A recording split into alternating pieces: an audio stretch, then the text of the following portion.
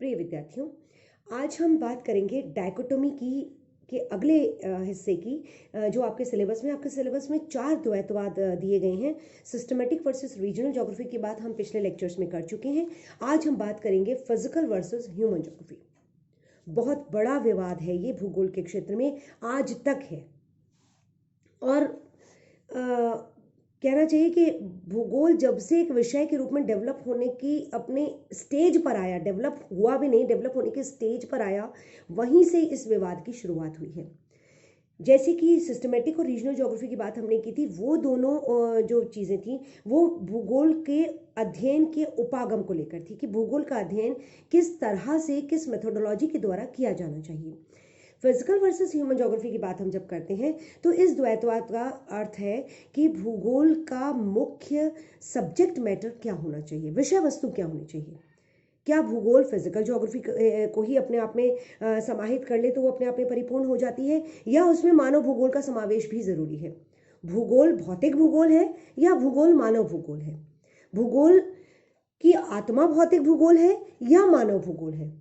क्या भौतिक भूगोल का अध्ययन मानव के बिना किया जा सकता है या किया जाना चाहिए, या मानव का अध्ययन भौतिक भूगोल के बिना किया जा सकता है या किया जाना चाहिए। इस बात पर बहुत लंबे समय से विवाद चल रहा है। और बल्कि कहना चाहिए कि यूनानी भूगोलवेत्ताओं ने जब भूगोल का अध्ययन एक पृथक विषय के रूप में करना प्रारंभ किया, तभी से इस बात पर बहुत विचलन मिलता है भूगोलवेत्ताओं के व्यूज़ में, उनके दृष्टिकोण में, कि कुछ विद्वान ऐसे मिलते हैं जिन्होंने पूरी तरीके से भौतिक भूगोल पर कंसंट्रेट किया, उन्हीं के सिद्धांतों का प्रतिपादन करने की कोशिश की, उन्हीं की परिस्थितियों का अवलोकन करने की कोशिश की, उन्हीं का विश्लेषण करने की कोशिश की। जबकि दूसरी ओर कुछ विद्वान ऐसे मिलते हैं जिन्होंने मानव के पृथ्वी पर वितरण और मानव की जीवन शैली, मानव के द्वारा निर्मित सांस्कृतिक परिदृश्यों पर अपना ध्यान ज़्यादा केंद्रित किया।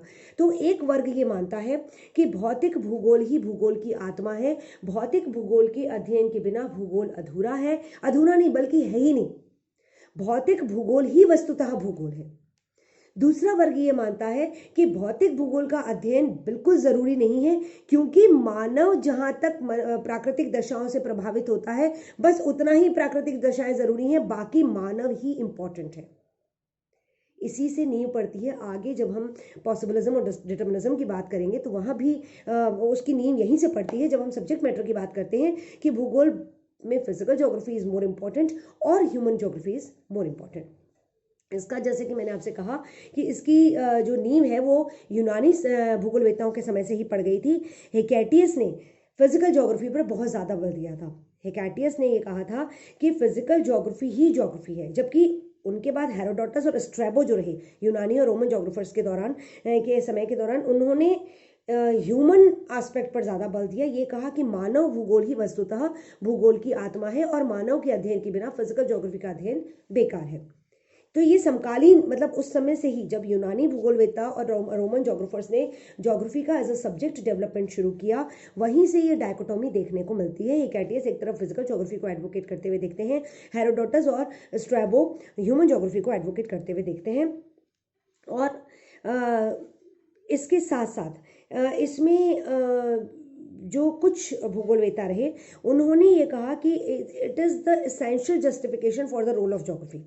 मतलब उन्होंने इसको ये ज़रूरी माना कि जब जब हम भूगोल के अध्ययन की बात करते हैं तो सबसे पहले हमें इसको जस्टिफाई करना पड़ेगा कि फिजिकल पढ़ना है या ह्यूमन ज्योग्राफी पढ़ना है। Physical geography is more important और human geography is more important.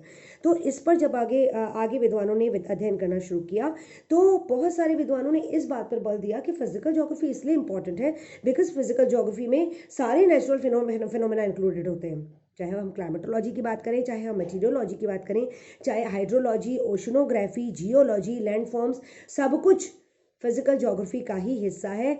और अगर हम वैज्ञानिक अध्ययन की बात करते हैं, अगर हम विषय को एक वैज्ञानिक पृष्ठभूमि या एक वैज्ञानिक संबल देना चाहते हैं, तो फिजिकल ज्योग्राफी का अध्ययन ज़रूरी है, क्योंकि ये सारे जो समस्त जो प्राकृतिक प्रक्रियाएं हैं, ये एक कुछ वैज्ञानिक नियमों के आधार पर ही संचालित होती हैं, इसीलिए इनका अध्ययन सबसे पहले ज़रूरी है। वरेनियस जब आए 17वीं शताब्दी में, उन्होंने 17वीं शताब्दी में ये बताने की कोशिश की, ही वॉज द फर्स्ट। मतलब ये देखिए, ये बात चलती तो लंबे समय से आ रही है।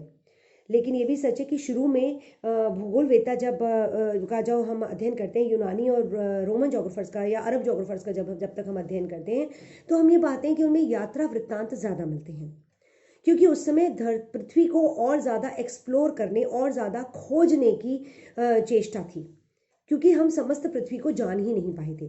तो नए नए प्रदेशों की खोज, नए नए प्रदेशों की ओर यात्रा, इनकी जो टेंडेंसी है, ये प्रवृत्ति ज़्यादा मिलती है। और इस प्रवृत्ति के साथ ये मिलता है कि ये जो क्षेत्र रहे, उनके वृत्तांत, उनके यात्रा वृत्तांत स्कॉलर्स ने लिखे और उनके आधार पर हमने जाना कि किस प्रदेश में क्या कैसा मिलता है। अब यहाँ पर क्या हुआ कि कुछ विद्वानों ने तो पूरी तरीके से ये कोशिश की कि जिन क्षेत्रों की उन्होंने यात्राएं की, उन्होंने उन क्षेत्रों के भौतिक स्वरूपों पर ज़्यादा ध्यान दिया। पहाड़ कैसे मिलते हैं, नदियाँ कैसी मिलती हैं, ज़मीन वेजिटेशन कैसा मिलता है, मिट्टी कैसी मिलती है, और उन्होंने ये बल दिया कि यही वस्तुतः ज़्यादा इंपॉर्टेंट है as far as geography is concern. कुछ विद्वान ऐसे रहे कि वो जिन प्रदेशों की ओर गए, क्योंकि बहुत सारे स्कॉलर्स की जो मूवमेंट थी, जो यात्राएं थी, उनका पर्पस साम्राज्य का विस्तार भी था। ऐसे में उन्होंने ये जानने की ओर ध्यान दिया कि रिसोर्सेज कैसे हैं उस क्षेत्र में, यहाँ तक प्राकृतिक अध्ययन किए गए, रिसोर्सेज कैसे हैं और उन रिसोर्सेज का यूटिलाइजेशन कैसा मिलता है, मनुष्य वहाँ पर कौन से संसाधनों का दोहन करके किस प्रकार की अर्थव्यवस्था को जी रहा है, किस प्रकार की अर्थव्यवस्था को डेवलप कर रहा है, और उस अर्थव्यवस्था के आधार पर किस प्रकार का समाज, किस प्रकार की राजनीति, किस प्रकार का प्रशासन वहाँ पर डेवलप है। अब जब ये बात करते हैं तो वहाँ पर ह्यूमन ज्योग्राफी इंपॉर्टेंट हो जाती है। लेकिन कहीं भी ये सच है कि उन लोगों ने कहीं भी ये physical geography versus human geography इस तरीके की कोई द्वैधता की बात नहीं की, कहीं भी इस मत वैभिन्य की चर्चा नहीं की। वोरेनियस पहले व्यक्ति थे जिन्होंने सबसे पहले इस बात पर वैज्ञानिक जगत का और भौगोलिक जगत का ध्यान आकर्षित किया कि हम विषय को अगर पृथक अस्तित्व इसका डेवलप करना चाहते हैं, अगर हम विषय को एक वैज्ञानिक आधार देना चाहते हैं, तो सबसे पहले हमें तार्किक आधार पर इस विषय की विषय वस्तु का निर्धारण करना होगा। और इस विषय वस्तु का निर्धारण करने की प्रक्रिया में इन्होंने इस बात को खुलकर विश्व के सामने रखा, भौगोलिक जगत के सामने रखा कि एक और physical geography important subject matter है ज्योग्राफी का, और दूसरी ओर ह्यूमन ज्योग्राफी भी इसका इंपॉर्टेंट सब्जेक्ट मैटर है। तो ये डायकोटॉमी के रूप में ये जो विवाद है वो वोरेनियस के समय से सामने आया 17वीं शताब्दी में। यहाँ से इन्होंने इस मतलब डायकोटॉमी के पहलू तो पहले भी मिलते हैं, पर वो डायकोटॉमी के रूप में स्थापित नहीं थे, डुअलिज्म के रूप में स्थापित नहीं थे। ये 17वीं शताब्दी के बाद भौगोलिक जगत में ये जो दो खेमे हुए वो खेमे नजर आने लगे। 18वीं शताब्दी के शुरू में इमैनुअल कांट हुए। कांट ने अपने लेक्चर्स जो दिए जर्मनी में, वहाँ उन्होंने बार बार फिजिकल ज्योग्राफी पर अपनी बात कही, वहाँ उन्होंने फिजिकल ज्योग्राफी को बताया। और and he studied the deflection of wind direction resulting from earth's rotation. उस समय कांट ने स्टडी की, ये अध्ययन किया कि पृथ्वी के घूर्णन के कारण पृथ्वी यहाँ पर जो वायुमंडल में जो पवनें चलती हैं, उन पवनों की दिशा में विचलन आता है।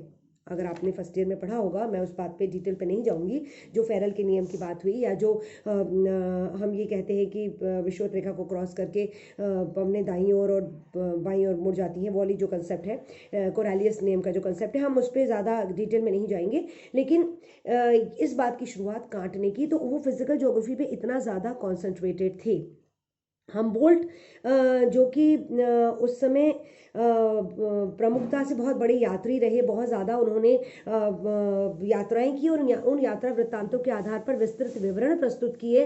वो उस समय के बहुत प्रोमिनेंट फिजिकल ज्योग्राफर माने जाते हैं, क्योंकि हमबोल्ट ने भी अपनी समस्त यात्राओं के दौरान जिन क्षेत्रों की उन्होंने यात्राएं की, उनके फिजिकल जो फिनोमेना है उस पर ज़्यादा ध्यान दिया, उनके पीछे छिपे हुए रहस्यों को खोजने की कोशिश ज़्यादा की। तो हमबोल्ट तक हम ये मानते हैं कि फिजिकल ज्योग्राफी ने डोमिनेट किया हमारे भौगोलिक जगत को।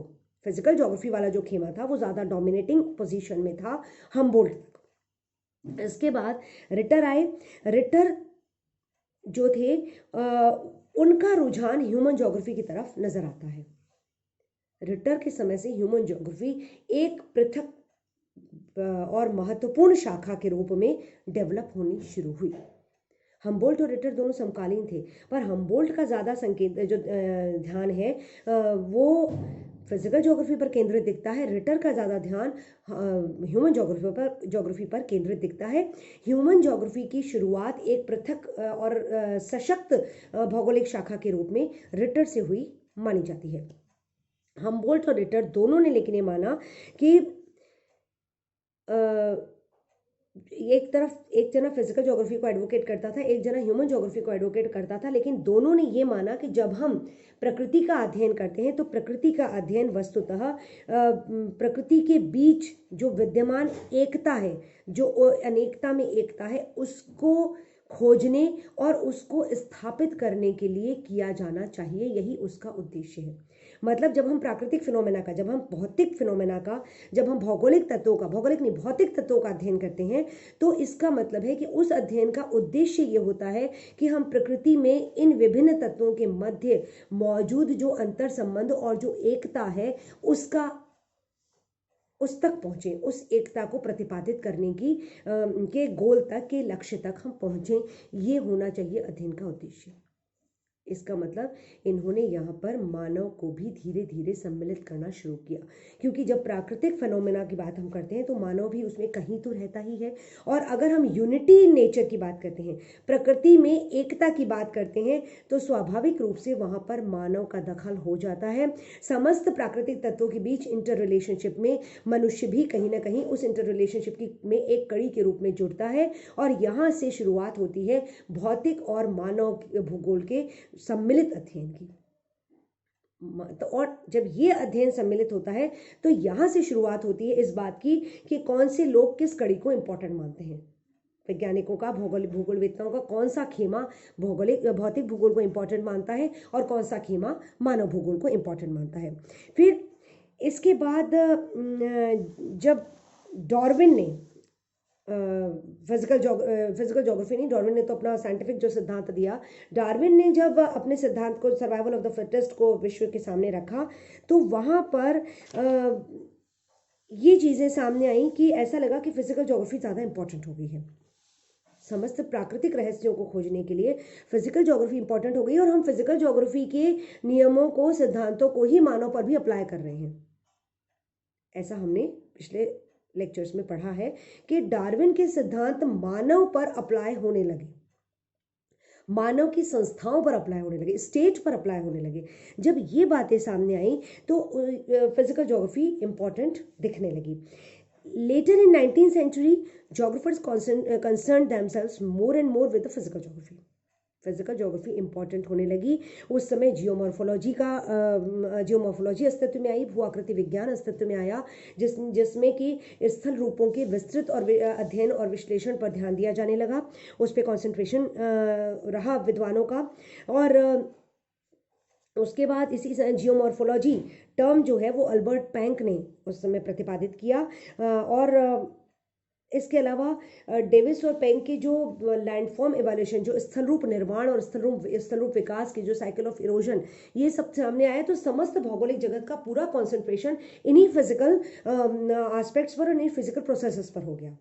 Landform development, erosion, cycle of erosion आप लोगों ने पढ़ा होगा फर्स्ट ईयर में फिजिकल ज्योग्राफी में कि किसी लैंडफॉर्म का डेवलपमेंट कैसे होता है, लैंडफॉर्म का निर्माण कैसे होता है। तो सारे विश्व का, सारे वैज्ञानिक जगत का और भौगोलिक जगत का जो संकेंद्रण था, जो ध्यान था, वो ध्यानाकर्षण इसी पर हो गया, लैंडफॉर्म डेवलपमेंट पर। समस्त विश्व में महाद्वीप महासागर कैसे बने और उन पर द्वितीयक और तृतीयक प्रकार के लैंडफॉर्म्स का डेवलपमेंट कैसे हुआ, उस पर बात की जाने लगी। और ऐसे में पृथ्वी के अंतर्जात बल, पृथ्वी के बहिर्जात बल, इन सब पर हो गया, और फिजिकल ज्योग्राफी और उसमें भी जियोमॉर्फोलॉजी सबसे ज्यादा इंपॉर्टेंट हो गई।